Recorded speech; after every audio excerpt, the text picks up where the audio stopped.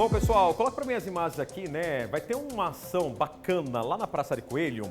E deixa eu fazer só uma correção. Ontem, aqui no Cidade Alerta, eu falei que essa ação, né, pelo Dia Mundial do Rim, seria amanhã, quarta-feira. Na verdade, a gente falhou, pessoal, é na quinta-feira, tá?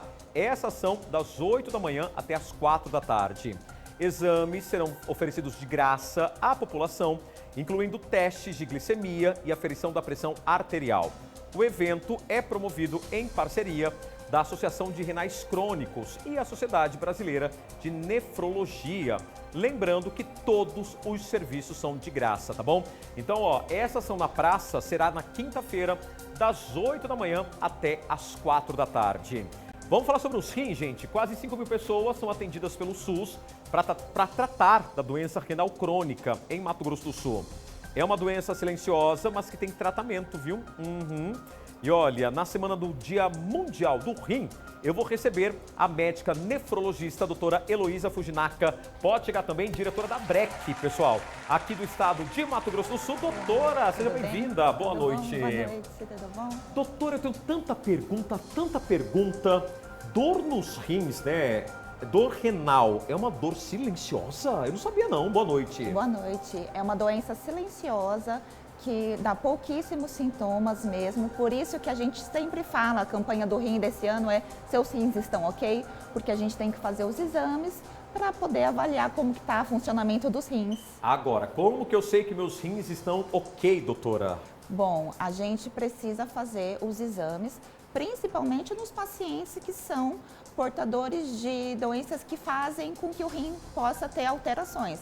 Por exemplo, a pressão alta, diabetes, os pacientes idosos, esses são a população de risco que a gente precisa fazer o rastreio. Doutora, é verdade ou é mentira? Aí eu pergunto para a senhora, porque eu sempre escutei que eu percebo que eu tenho algum problema nos rins pela urina.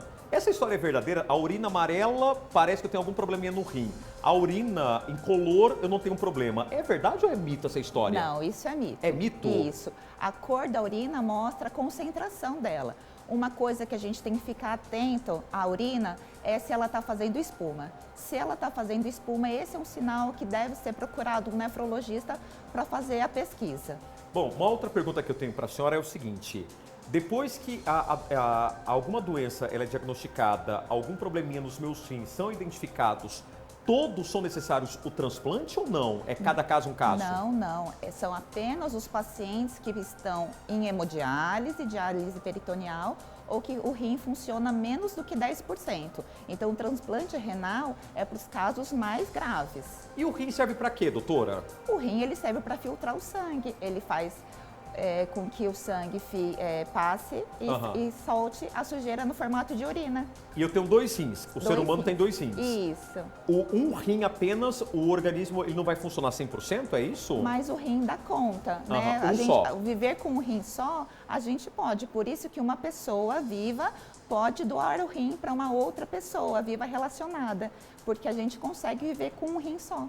Bom, acomete mais homens, mulheres? A senhora passou uma triagem, né? Algumas características, hipertensão, diabetes, mas acomete mais homens ou mulheres ou independentemente? A população renal é um pouquinho maior masculina, porém, a gente tem o fato dos homens não procurarem o serviço de saúde, deixarem a saúde mais para o lado, né? Assim, por isso que a gente tem mais homens, mas é pouquinho a diferença. O que está acontecendo aqui, doutora? A gente está vendo algumas imagens, né? O que é a diálise e o que é a hemodiálise? Isso. A hemodiálise é essa que a gente está vendo aqui. Quando o sangue passa por essa máquina e essa máquina faz a filtração dos rins, né? Faz a filtração do sangue. A máquina seria um rim, é isso? Isso. Substituiria um rim. O rim, exatamente. Então o sangue passa pelo filtro e ele entra sujo e sai limpo. E a gente devolve o sangue do paciente limpo. E a pessoa tem que fazer todo dia, doutora? Não, normalmente são 3 vezes na semana, durante 4 horas é o tratamento. A pessoa fica sentadinha lá. Sentada, 4 horas fazendo o tratamento, porque o sangue passa por esse filtro várias vezes. Então, como o rim não funciona, o único momento que o sangue está sendo limpo é durante o procedimento dialítico. É difícil achar um doador para transplantar o rim, doutora? A gente tem a doação de órgão doador falecido e doador vivo. O doador vivo tem que ser relacionado ao paciente, né? Tem que ser da família. Tem que ser da família ou cônjuge, desde que tenha os papéis assinados. E o doador falecido funciona com a central do transplante, que quando há um acidente, né, assim, a pessoa que está em morte encefálica pode ser doadora renal, entendeu? Bom, pessoal, estou aqui com a doutora Heloísa Fujinaka, ela é médica nefrologista, diretora da Associação dos Renais Crônicos em Mato Grosso do Sul. Doutora, tem uma pergunta interessante aqui. A história do beber água, é verdade? Ajuda a não ter problema nos rins? Água? É muito importante que a gente se hidrate adequadamente, né? Assim, mas não adianta tomar um monte de água também querendo que o rim funcione melhor. Então a gente tem em torno de 35 ml por quilo, né? Assim, então isso varia de acordo com o peso de cada um, mas precisamos beber água, mas também não é nem de mais nem de menos. Gente, ó, ação importantíssima. Falei há pouco, né, da Praça de Coelho. Na quinta-feira, das 8 da manhã até as 4 da tarde. Tem uma ação de graça para você que está me assistindo. Como que vai funcionar, doutora? Eu fiz ali uma introdução, mas é muito importante que a população vá até a Praça de Coelho, primeiro, que é de graça. Isso. E segundo, que é um pontapé ali que pode indicar se eu estou doente ou não, né? Isso. Porque o que a gente vai fazer lá? A gente vai medir a pressão, vai ver a glicemia. Então, muitas pessoas podem descobrir um diabetes ali. A gente vai fazer a massa corpórea, porque também os pacientes que são obesos também estão de risco, e vai ser dosado tanto a creatinina sérica de alguns pacientes e avaliação de fundo de olho também. De fundo de olho? Tudo sim. de graça? Isso, tudo de graça. É uma ação 100% gratuita que vai ser a ABREC que está organizando, junto com a Sociedade Brasileira, com os acadêmicos da Federal, da Unigran, então é bastante gente envolvida. Bom, chegou uma pergunta aqui, doutora, interessante, né? A senhora falou assim, olha, tem que fazer o exame periódico para ver se eu tenho algum probleminha nos rins. Eu procuro no postinho lá da minha casa um clínico geral para dar o primeiro diagnóstico, ou eu tenho que procurar um nefrologista que já é o especialista em rins? Não, sempre começar com o clínico. O clínico vai pedir o exame de sangue e, se tiver alguma alteração, vai encaminhar para o nefrologista. Bom, recado dado, doutora Heloísa Fujinaka. Prazer conhecê-la. Sucesso, e quinta-feira a gente vai estar lá acompanhando para divulgar mesmo. esse Aguardo trabalho. vocês. Tá bom? Tá bom. Obrigado, então. viu, doutora? Obrigada. Mais uma vez pode sair por ali. E, gente, sempre se exercitar, né? Tem muita gente aí, ó, com sobrepeso, né?